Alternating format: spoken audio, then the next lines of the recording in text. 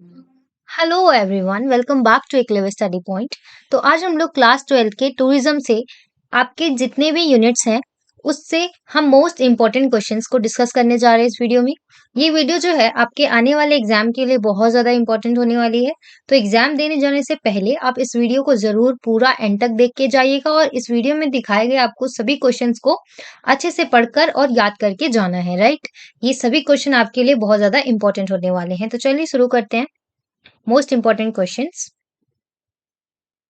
तो सबसे पहला हमारा क्वेश्चन होगा आज का, the tour operator who assembles and combines tourist components into inclusive tours and sell it to domestic travelers is known as। तो ये वाली जो चीज है जो कि सारी चीजों को खरीद कर और उसको बेचता किसमें है, डोमेस्टिक ट्रैवलर्स के बीच में। तो वो जो ऑपरेटर होगा उसको हम क्या कहेंगे, जो डोमेस्टिक ट्रैवलर्स होते हैं जो उनको प्रोडक्ट सेल करेगा, उस टूर ऑपरेटर को हम क्या कहेंगे, बेसिकली हम उसको डोमेस्टिक टूर ऑपरेटर कहेंगे। तो ऑप्शन बी हमारा यहाँ पे करेक्ट होगा। नेक्स्ट क्वेश्चन है, which travel agency purchases tourist product components in bulk and design package tours. कौन सी ऐसी एजेंसी है जो टूरिस्ट के प्रोडक्ट्स को, कंपोनेंट्स को बल्क में खरीदती है और उसको डिजाइन करके और पैकेज टूर्स को बेचती है। तो बेसिकली जब आपको मैंने चैप्टर में भी पढ़ाया था तो बताया था कि जो होलसेल ट्रैवल एजेंसी होती है वो कंपोनेंट्स को, टूरिज्म प्रोडक्ट्स को बल्क में खरीदती है। दैट्स वाई यहाँ पे हमारा option a wholesale travel agency correct answer होगा, राइट। चलिए नेक्स्ट क्वेश्चन पे आते हैं। Tours arrange as per the demand of the customers are called. ऐसे टूर्स जो कि कस्टमर्स के डिमांड पे अरेंज करी जाती हैं उसको क्या कहते हैं, उसको बेसिकली हम फ्रीडम टूर्स कहते हैं। Okay, next question, per person pricing is pricing set for a person and for a dash। तो ये वाली जो प्राइसिंग स्ट्रैटेजी होती है वो किसी पर्सन के लिए या फिर किसी टैक्सी के लिए पर पर्सन प्राइसिंग स्ट्रैटेजी को अपनाया जाता है, राइट। तो चलिए नेक्स्ट क्वेश्चन पे आते हैं। नेक्स्ट क्वेश्चन में हमसे पूछा है, what is TCI. TCI basically travel corporation of India. ठीक है, तो ये आपके चैप्टर में, आपके बुक्स में जितने भी फुल फॉर्म्स दिए हैं आप ये करिएगा मेंशन कि आपको उन सभी को एटलीस्ट फुल फॉर्म्स को तो लर्न करके जाना ही है, बिकॉज एग्जाम्स में फुल फॉर्म बहुत ज्यादा आते हैं। 1 मार्क के क्वेश्चंस भी आपके पास 20 होते हैं आई गेस, तो उसमें फुल फॉर्म्स के क्वेश्चंस बहुत ज्यादा आते हैं, ठीक है। और अगेन ये जो नेक्स्ट क्वेश्चन है हमारा, what is golden triangle in India. It is very very important question I will say. तो हमसे एग्जाम में बहुत बारी पूछा जाता है कि गोल्डन ट्रायंगल क्या है इंडिया में। तो बेसिकली दिल्ली, आगरा और राजस्थान। जब आप मैप में देखेंगे तो आपको कुछ ऐसे दिखेगा, दिल्ली और आगरा और राजस्थान, तो ये कुछ इस तरीके से ट्रायंगल बनाते हैं, राइट। तो इसी वजह से इसको हम गोल्डन ट्रायंगल इन इंडिया कहते हैं। और बेसिकली गोल्डन इसलिए क्योंकि यहाँ पे ट्रैवलर्स जो है ज्यादा ट्रैवल करते हैं, तो ये हमारे लिए गोल्डन अपॉर्चुनिटी जैसा है। That's why we call it golden triangle in India. ठीक है, तो नेक्स्ट क्वेश्चन पे आते हैं। What is the full form of IRCTC। It is also again most important question. Indian Railway Catering and Tourism Corporation. Okay, the full form of IWAI is Inland Waterways Authority of India. ये भी important है। चलिए next question में आते हैं। What is LCC। LCC is basically low cost career. आपको video में भी बहुत अच्छे से पढ़ाया था मैंने जब चैप्टर हम डिस्कस कर रहे थे। अगर आपने अभी तक चैप्टर्स की वीडियोस को नहीं देखा है तो आप जाके चेकआउट कर सकते हैं। हमने सभी, आपके पास 8 यूनिट्स हैं, हमने पूरे 8 यूनिट्स को डिस्कस करा हुआ है। बहुत ज्यादा ये इंपॉर्टेंट है, ठीक है, वो वाली वीडियोस भी और ये वाली भी। तो चलिए नेक्स्ट क्वेश्चन पे आते हैं। What is the full form of UFTA। United federation of travel agents association. Okay, next, what is GDS। इसको आपको डिफाइन करने के लिए भी आ सकता है और आपसे इसका फुल फॉर्म भी पूछा जा सकता है, global distribution system. What are the categories of passengers in jet planes. तो basically there are 3 categories of jet planes, short range aircraft, medium range aircraft and long range aircraft. Okay, next question पे आते हैं। What is cruises, floating resorts and lorry. here we are discussing in one question these all things, but आपको exam में अलग अलग separate करके भी पूछा जा सकता है। What is cruise, what is floating resort, इसको आपको अलग से भी पूछा जा सकता है। तो आप इसमें अपनी तरफ से भी आंसर को मेंशन कर सकते हैं। तो बेसिकली जब हम क्रूसेस की बात करते हैं तो cruises are basically mainly concentrated towards short sea journey of about a week.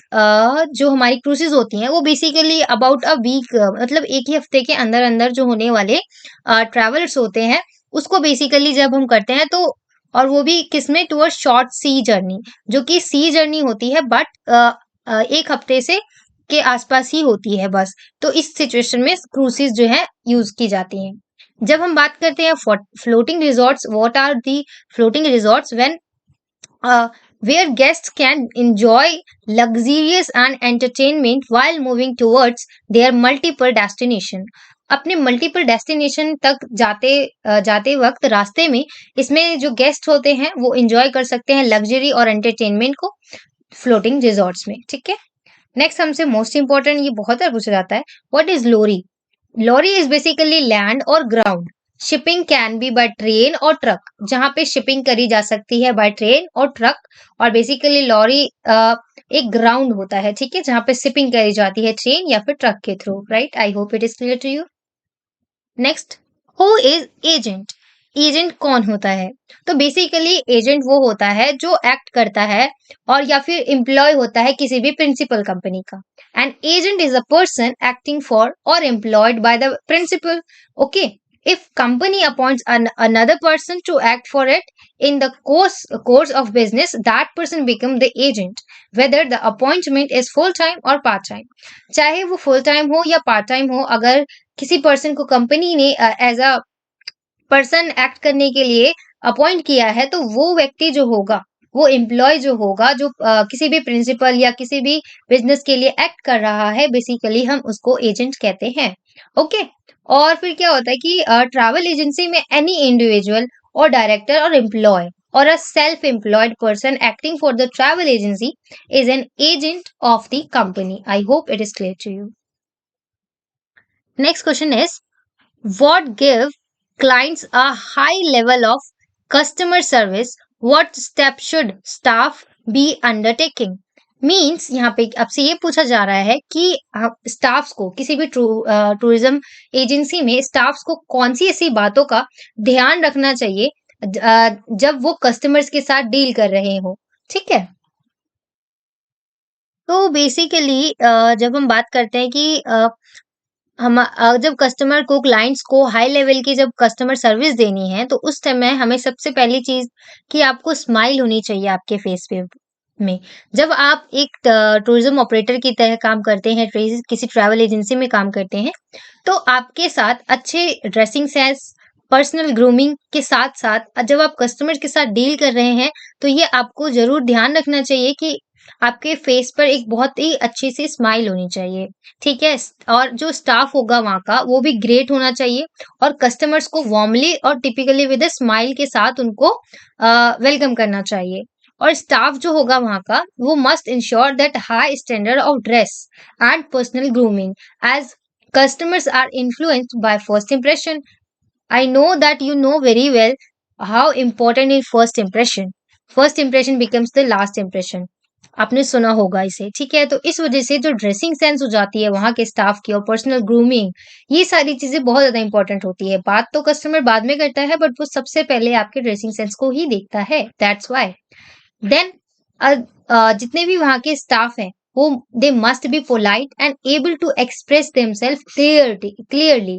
Means यहाँ पे कहने का मतलब है जो स्टाफ है वहां का पोलाइट होना चाहिए और उनके अंदर इतनी कैपेबिलिटी होनी चाहिए कि वो अपने थॉट्स को, वो अपनी बातों को क्लियरली अच्छे से समझा पाए क्लाइंट को और अच्छे से कस्टमर्स की डील कर पाए प्रॉब्लम्स को। राइट, और उनको आई कांटेक्ट बनाना बहुत ज्यादा इंपॉर्टेंट है जब वाइल टॉकिंग टू कस्टमर। जब कस्टमर से बात कर रहे हैं क्लाइंट से तो आई कांटेक्ट को मेंटेन करना बहुत ज्यादा इंपॉर्टेंट हो जाता है। Then telephones must be answered promptly and कोर्टियसली।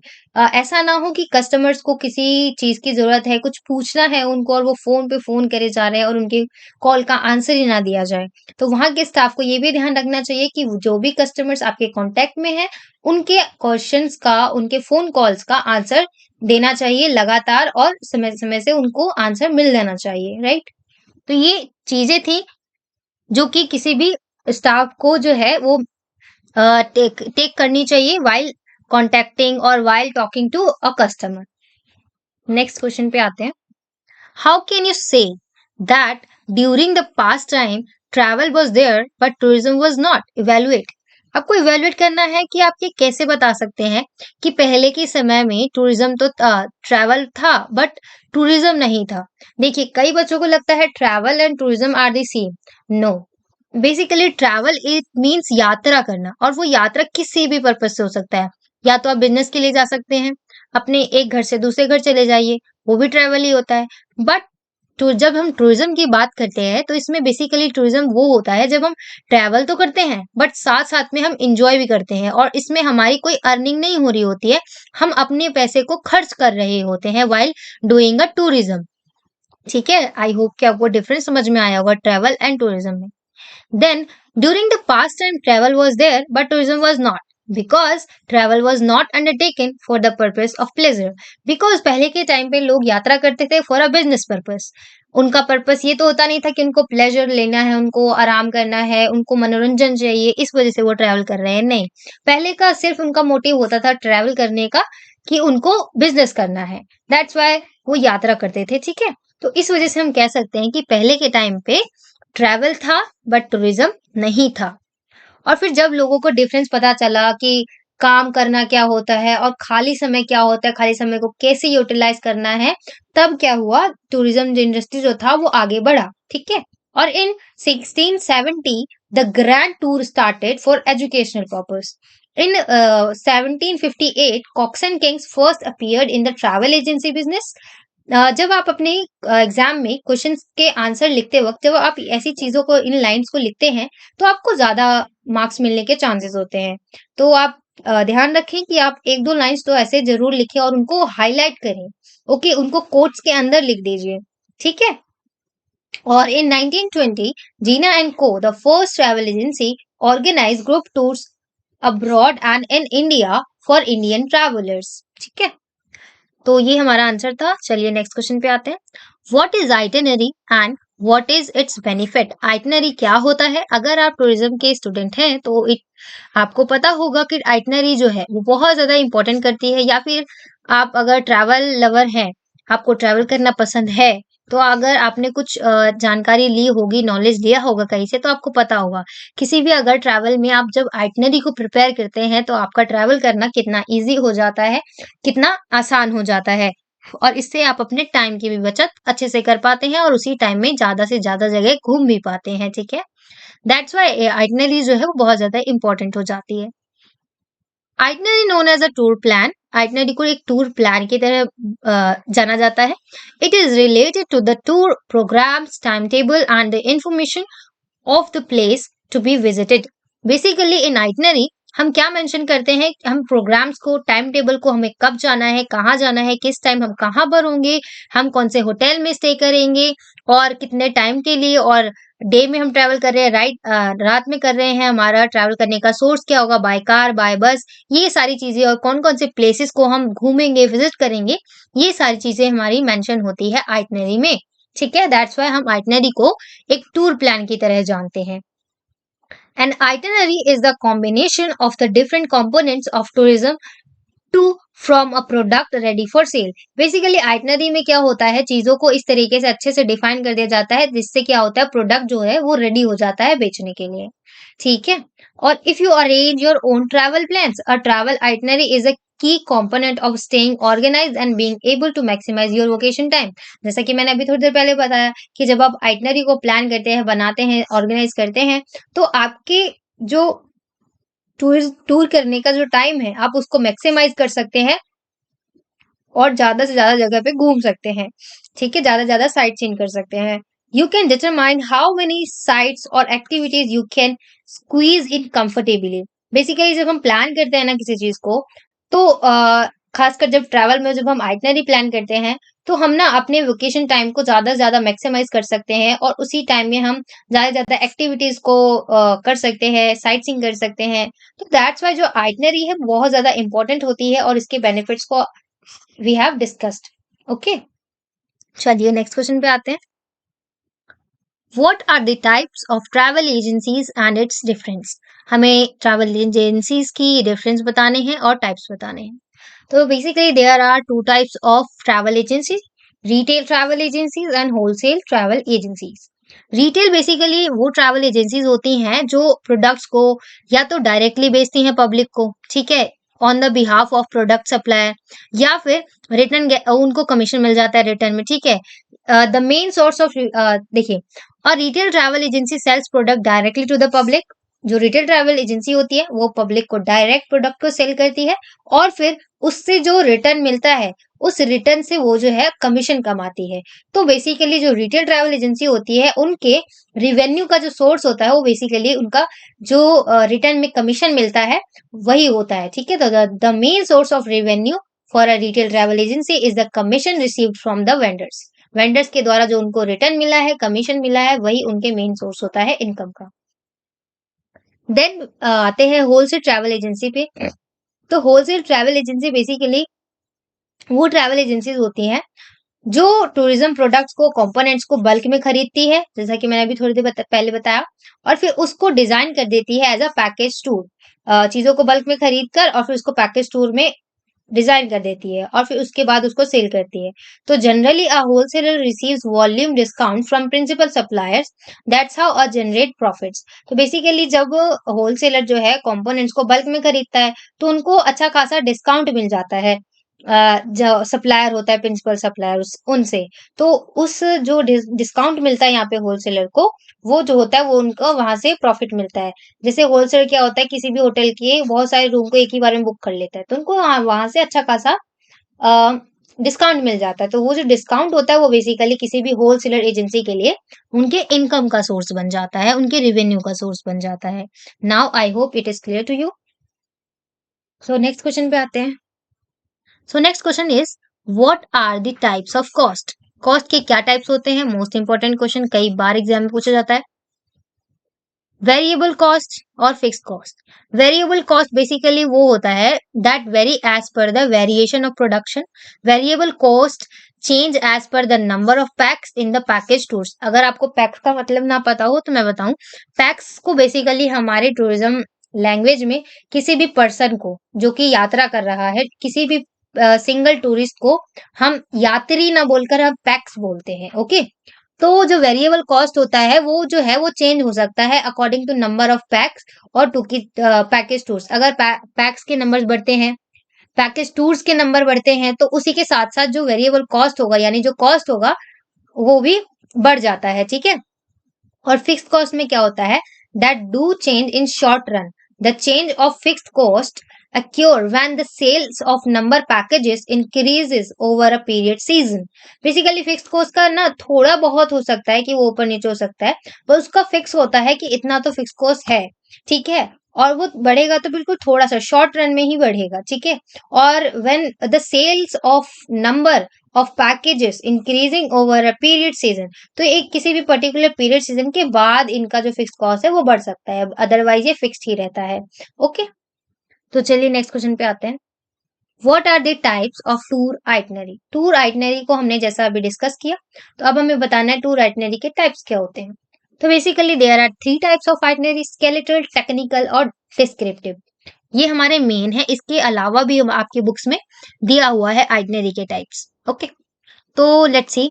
Skeletal basically itinerary वो होते हैं proposed and preliminary schedule of activities. हमारी एक्टिविटीज की पहले से ही शेड्यूल करी हुई जो चीजें होती हैं वो स्केलेटल कहलाती है। Technical basically specifies the detail like the schedule transportation, arrival and departure, accommodation and so on. Basically technical में क्या होता है, हमें ये सारी डिटेल्स मिलती है, हमारा ट्रांसपोर्टेशन कैसा होने वाला है, हम कब पहुंचेंगे, कब हमारा डिपार्चर होगा, अकोमोडेशन हम कहाँ पे रहने वाले हैं, ये सारी चीजें जब हमें जिस चीज में मेंशन होती है बेसिकली हम उसको टेक्निकल कहते हैं। Okay, descriptive provides a narrative of the planned activities and destination visited. हम जिस भी जगह पे डेस्टिनेशन पे विजिट करने वाले हैं और जितनी भी एक्टिविटीज करने वाले हैं उन सभी का प्लान जो है वो प्रोवाइड कराता है एक नैरेटिव की तरह, जो हमारा डिस्क्रिप्टिव आइटनरी होता है उसमें। ठीक है, तो I hope it is clear to you. Otherwise आप चैप्टर के वीडियोस को भी देख सकते हैं, आपको वहां से और भी चीजों की अच्छी अंडरस्टैंडिंग होगी। तो चलिए नेक्स्ट क्वेश्चन पे आते हैं। What do you call a travel agent? A travel agent कौन होता है, या ट्रैवल एजेंट आप किसे कहते हैं? तो वो हम पहले भी डिस्कस कर चुके हैं। Any individual act for travel agency is an agent of the company. कोई भी इंडिविजुअल जो कंपनी के लिए एक एजेंट एक्ट कर रहा है, वो बेसिकली एक एजेंट होता है। Who are the tour operator? Basically tour operator कोई भी ऑर्गेनाइजेशन, फर्म हो सकती है, कंपनी हो सकती है, ठीक है, जो कि इंडिविजुअल ट्रैवल कंपोनेंट्स को खरीदती है separately from their suppliers and combines them into a package tours. Separately खरीद कर और फिर उनको कंबाइन कर देती है एक पैकेज टूर के अंदर, और which is sold with their own price tag, और फिर उस पर अपना प्राइस टैग लगाकर उसको बेच देते हैं। तो बेसिकली वो टूर ऑपरेटर कहलाते हैं। और टू द पब्लिक डायरेक्टली और through the middle man is called a tour operator. तो बेसिकली देखिए मैं आपको समझाती हूँ। तो टूर ऑपरेटर बेसिकली क्या होता है, जो कि चीजों को खरीदता है किसी भी प्रिंसिपल सोर्स ऑफ सप्लायर से, ठीक है, और फिर उसको सेपरेट करता है और उसको कंबाइन करता है, फिर टूर पैकेज बना देता है, और उस टूर पैकेज पे अपना प्राइस टैग लगाकर उसको पब्लिक में या तो डायरेक्टली बेच देता है या तो मिडल मैन की तरह काम करके उसको बेच देता है। तो बेसिकली वो जो पर्सन है वो बेसिकली टूर ऑपरेटर कहलाता है। चलिए नेक्स्ट क्वेश्चन पे आते हैं। Define GIT and FIT. Again it is important question. तो बेसिकली जब हम जीआईटी की बात करते हैं, ग्रुप इंक्लूसिव टूर, और जब एफआईटी की बात करते हैं, free independent travellers. Group inclusive tour basically there are tourist who travel in groups. कुछ टूरिस्ट होते हैं जिनको ग्रुप्स में ट्रैवल करना पसंद होता है, कुछ को सोलो ट्रैवल करना पसंद होता है, तो इस वजह से जीआईटी और एफआईटी को बनाया गया है, ठीक है। As they find that by traveling in a group they can enjoy an economic tours. Such tourists feel more secure in group because they are in company with others, and also there is always a tour leader on a tour. Basically GIT वाले tour में क्या होता है कि लोग groups में travel करते हैं, उनको ज्यादा सिक्योर फील होता है, और इकोनॉमिक टूर भी उनको अच्छा लग जाता है, इसमें इंजॉय ज्यादा कर पाते हैं वो ग्रुप्स में रहते हैं तो। और बेसिकली किसी भी ग्रुप टूर में एक लीडर भी होता है उनको गाइड करने के लिए, ठीक है। On the other hand, free independent travelers, जबकि travelers who plan their own trips and prepare to travel alone, prefer to travel alone or in a small groups, या तो वो अकेले ट्रैवल करते हैं या फिर 2-3 के ग्रुप में ट्रैवल करना पसंद करते हैं, और they known where they want to go and how many days they want to spend at each place and what category of hotel and transport they want. Basically FIT में travellers जो होते हैं उनको वो खुद ही सारी चीजें डिसाइड करते हैं, कहाँ रहना है, क्या खाना है, कितने दिन के लिए रहना है, कहाँ पे रहना है, और किसके साथ जाना है। ये सारी चीजें जो है फ्री इंडिपेंडेंट ट्रैवलर्स वो खुद ही डिसाइड करते हैं। On the other hand group inclusive tour में क्या होता है, एक लीडर जरूर होता है, ठीक है। तो ये मेन डिफरेंट था हमारे जीआईटी और एफआईटी के बीच में। नेक्स्ट क्वेश्चन पे आते हैं। तो next question is what is the difference between travel agencies and tour operator? Travel agencies और टूर ऑपरेटर के बीच में क्या डिफरेंस होता है? तो basically a tour operator is a company that buy certain services from different companies, and a travel agencies act like an independent reseller. एक और जो टूर ऑपरेटर होता है वो अलग अलग कंपनियों से सर्विसेज को खरीदता है, और जो ट्रैवल एजेंसी होता है वो बेसिकली एक इंडिपेंडेंट रीसेलर की तरह काम करता है। और यूजुअली जो टूर ऑपरेटर होता है comparatively large company in comparison with a travel agency. Basically जो हमारा टूर ऑपरेटर होता है वो ज्यादा लार्ज कंपनी होता है जब हम कंपेयर करते हैं ट्रैवल एजेंसी को टूर ऑपरेटर के साथ। तो टूर ऑपरेटर हमारा लार्ज कंपनी होता है, ये एक डिफरेंस है। और तीसरा डिफरेंस ये है कि a travel agency may deal with one component of travel products while a tour operator offers a variety of tour programs. हो सकता है कि ट्रैवल एजेंसी जो है वो किसी एक कंपोनेंट से डील करती हो, but on the other hand जो टूर ऑपरेटर्स होते हैं वो वैरायटी ऑफ टूर प्रोग्राम्स को के साथ डील करते हैं, ठीक है। तो ये बेसिकली मेन डिफरेंट था हमारे travel agencies and tour operators के बीच में। Next, what is escorted tour?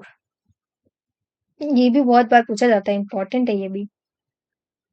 तो जब हम स्कॉटेड टूर की बात करते हैं तो basically escorted tour is a is accompanied by qualified trained and experience tour managers और गाइड। इसमें क्या होते हैं, बहुत ज्यादा क्वालिफाइड ट्रेन्ड और एक्सपीरियंस टूर मैनेजर्स होते हैं। ऐसे मैनेजर्स होते हैं जो जिनके पास एक्सपीरियंस होता है, क्वालिफिकेशन होता है। ऐसे ऐसे जो गाइड्स होते हैं या मैनेजर्स होते हैं वो बेसिकली हैंडल करते हैं स्कॉटेड टूर को, ठीक है। और who provide information and assistance to the group at the origin en route और डेस्टिनेशन, आते वक्त, डेस्टिनेशन पहुंचते वक्त और डेस्टिनेशन पहुंचने के दौरान जो है वो गाइड जो होता है, वो मैनेजर जो होता है, वो सारी चीजों को असिस्ट करता है और ग्रुप को इंफॉर्मेशन देता है बेसिकली। तो वो स्कॉटेड टूर होता है। जैसे कि example, flight boarding and hotel check in, इन सब के बारे में बताना, ये बेसिकली किसका काम होता है, स्कॉटेड टूर। तो escorted tour basically is a campaign by qualified trained and experience tour manager और गाइड, ठीक है। I hope it is clear to you. Next, what are the advantages of tour programming for both tour operators and customers? Tour operators और customer के बीच में basically क्या ऐसे advantages हैं जो टूर प्रोग्रामिंग के लिए इंपॉर्टेंट हो जाते हैं, ठीक है। तो देखिए, it is a value for money for the customers. Customers के लिए क्या हो जाता है कि ये वैल्यू फॉर मनी हो जाता है, उनके मनी की कीमत हो जाती है। और नेक्स्ट हो जाता है, it enhance the quality of tour itinerary. इससे क्या होता है कि जो जब हम प्रोग्राम कर लेते हैं किसी भी चीज का, तो उससे क्या होता है, सबसे पहला कि जो कस्टमर है उसको लगता है कि हाँ उसके मनी का वैल्यू आया है, कि वो वैल्यू हुई है, उसकी मनी मनी वेस्ट करना या मनी को खर्च करना जो है वो वैल्यूएबल थी, ठीक है। उसको मतलब बुरा फील नहीं होता कि उसने पैसे बर्बाद कर दिए, ऐसा उसको वैल्यू फॉर मनी लगता है। और दूसरी ओर क्या होता है, इससे जो आइटनरी होती है उसकी क्वालिटी भी बढ़ जाती है, ठीक है। और it is a business opportunity also for the tour operator. जो टूर ऑपरेटर्स होते हैं उनके लिए एक तरह से ये बिजनेस अपॉर्चुनिटी भी होती है। And again, it helps in building branding and positioning. जब बिल्डिंग करना हो किसी भी ब्रांड को या ब्रांडिंग करनी हो, जब उसको पोजिशनिंग स्टैंड करवाना हो, तो उस चीज में भी प्लानिंग जो है बहुत ज्यादा इंपॉर्टेंट, सॉरी प्रोग्रामिंग जो है बहुत ज्यादा इंपॉर्टेंट रोल प्ले करती है। It helps in catering the target marketing. इससे हमें ये भी हेल्प मिलती है कि जो हमारा मार्केट एक टारगेट है वो भी अवेलेबल हो और हम मार्केट को डायरेक्ट टारगेट कर पाए, ठीक है। That's Y programming is important. These are the advantages of tour programming. Okay. Next, what is pricing? Pricing is basically किसी चीज के प्राइस को शेड्यूल करना, बताना। तो pricing, there are three types of pricing: cost based pricing, competition based pricing and consumer based pricing. और भी pricing के टाइप्स हैं, पर मेजर अगर हम मेन की बात करें तो हमारे पास देयर आर थ्री टाइप्स। तो जब हम कॉस्ट बेस्ड प्राइसिंग की बात करते हैं तो this type of pricing strategy is use to make over the cost in order to reach at the break even point. जब तक हम ब्रेक इवन पॉइंट तक नहीं पहुंच पाते हैं तो उस सिचुएशन में जो है कॉस्ट बेस्ड प्राइसिंग का यूज किया जाता है।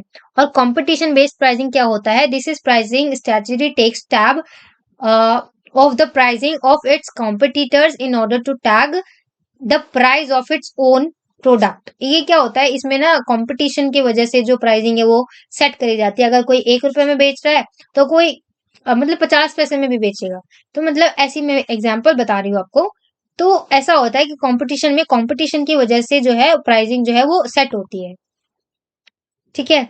और next, consumer based pricing, this is a form of pricing that is primarily set to target customers by taking the affordability and the quantity of purchases into consideration। इसमें basically क्या होता है, ऐसी फॉर्म होती है प्राइसिंग की या फिर प्राइमरली सेट होती है टारगेट, ताकि कस्टमर जो है by taking the affordability and quantity, वो अपने अफोर्डेबिलिटी के अकॉर्डिंग और क्वांटिटी के अकॉर्डिंग जो है चीजों को परचेज कर पाए। तो उस चीज में हम कस्टमर बेस्ड प्राइसिंग करते हैं। Okay. Next, what is Amadeus?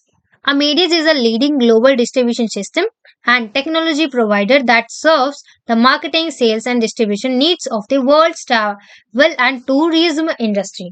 तो बेसिकली वर्ल्ड में जितने भी ट्रैवल टूरिज्म इंडस्ट्री है उनको जितनी भी चीजें चाहिए होती है, सर्विस, मार्केटिंग हो, चाहे सेल्स हो, चाहे उनका डिस्ट्रीब्यूशन की नीड हो, उसके साथ डील करता है हमारा अमेडियस। और जब हम बात करते हैं तो 217 मार्केट्स हैं इसके वर्ल्ड वाइड और over 100 million visitors per month एक ही मंथ में 100 मिलियन से भी ज्यादा विजिटर्स आते हैं। और 19,274 ट्रैवल एजेंसीज लोकेशन इसकी है। और 490 एयरलाइंस जो है अमेडियस में आती हैं। Okay, next, what are the responsibility of NTO? NTO की, ये बहुत इंपॉर्टेंट क्वेश्चन है। जब मैंने एग्जाम दिया था तब भी ये क्वेश्चन आया था, तो आपको ये बहुत ज्यादा इंपॉर्टेंट होने वाला है। What are the responsibility of NTO? NTO का बेसिकली मेन रोल क्या होता है कि to ensure appropriate and development and promotion of a nation as a tourism destination. तो बेसिकली किसी भी नेशन को एक टूरिज्म डेस्टिनेशन के रूप में प्रमोट कर देना, डेवलप कर देना मेन काम होता है एनटीओ का। और उसके साथ साथ मार्केटिंग करना, रिसर्च करना, और भी नए नए ट्रैवल एरियाज को ढूंढना, कॉर्पोरेट प्लानिंग करना, डेवलपमेंट करना, फाइनेंशियल और एडमिनिस्ट्रेशन रिलेटेड जितने भी डेवलपमेंट है वो सारी चीजें करना किसका रोल होता है? एनटीओ का। Next, what is display airline schedule and availability? ये भी इंपॉर्टेंट क्वेश्चन है। तो जब हम display airline schedule and availability की बात करते हैं, तो इससे क्या होता है, जो यूजर्स होते हैं वो अपनी एयरलाइन इन्वेंट्री को एक्सेस कर पाते हैं। User access an airlines inventory through an availability display. वो अपने एयरलाइंस इन्वेंट्री को एक्सेस कर पाते हैं अवेलेबिलिटी डिस्प्ले के through. It contains all offered flights for a particular city pair. किसी भी पर्टिकुलर सिटी पेयर के लिए कौन कौन सी फ्लाइट जो है वो ऑफर करी जा रही है वो दिखाता है। And with their available seats in different booking classes, और ये भी बताता है कि booking different different booking classes में कौन कौन सी सीट्स जो हैं वो अवेलेबल हैं। तो ये सारी चीजें जो है वो हमें डिस्प्ले एयरलाइन शेड्यूल और अवेलेबिलिटी के थ्रू मिलता है। ठीक है, I hope it is clear to you. आपको यहाँ तक सारी चीजें समझ में आ रही होंगी। और इसी के साथ हमारी वीडियो जो है वो भी कंप्लीट हो जाती है। आई होप कि आपको यहाँ तक सारी चीजें समझ में आई होगी। अगर फिर भी if you want to ask something, you can write down in comment. And if you like this video, then don't forget to like, share and subscribe. And thanks for watching.